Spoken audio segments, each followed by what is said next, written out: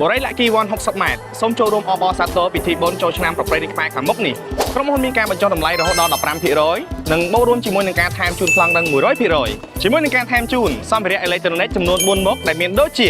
ទូរទស្សន៍ទូទឹកកកម៉ាស៊ីនត្រជាក់និងម៉ាស៊ីនបោកខោអាវការផ្ដល់ជូននេះមានសម្រាប់គ្រប់ប្រភេទផ្ទះទាំងអស់របស់បរិយាលាក់គីវ៉ាន់ដែលមានដូចជាវីឡាកូនកាត់វីឡាភ្លោះវីឡាតូននិងផ្ទះអាជីវកម្មការតែពិសេសនិងអស្ចារ្យជាងនៅទៅទៀតនោះគឺបងដែលធ្លាប់អញ្ជើញមកសាកសួរព័ត៌មាននៅបរិយាលាក់គីវ៉ាន់ផ្លូវ60ម៉ែត្រនឹងទទួលបានកាដូអនុស្សាវរីយ៍ភ្លាមរហូតដល់ថ្ងៃទី30ខែមេសាឆ្នាំ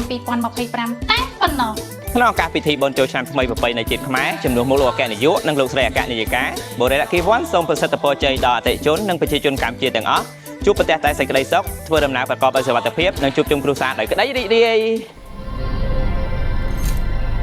បុរីលាក់គីវ៉ាន់